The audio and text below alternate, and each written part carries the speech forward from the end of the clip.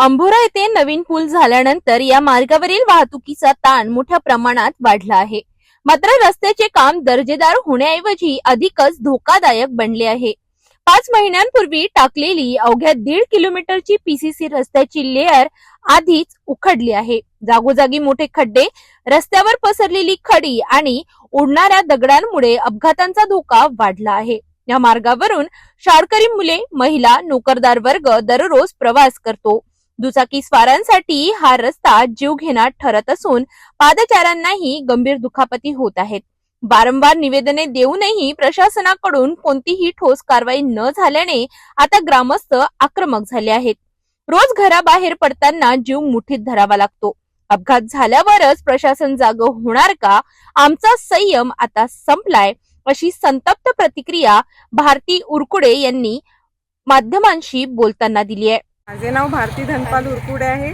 माझी मुलगी गांधी विद्यालय पहिला इथे शिकत आहे.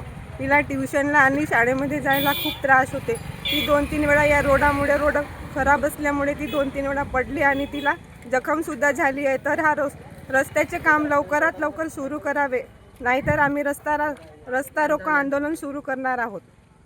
रस्त्याचं काम तात्काळ आणि दर्जेदार पद्धतीनं पूर्ण व्हावं ही आमची मागणी आहे.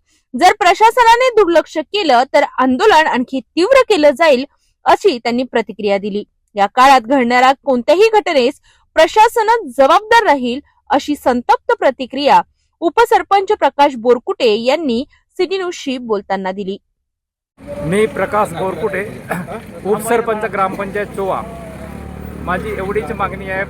मागील 3 ते 4 वर्षापासून पहिला ते अंभोरा रस्ता, या रस्त्याचे काम चालू आहे. अतिशय कासव गतीने चालू आहे. या रस्त्याने शाळकरी मुले, दवाखान्यात जाणारे लोक आणि अंभोऱ्याला दर्शनाला जाणारे बरेचसे भाविक या रस्त्याने नेहमी ये जा करतात. परंतु रस्ता जागोजागी उखडलेला आहे. यामुळे लोकांना खूपच त्रास होत आहे.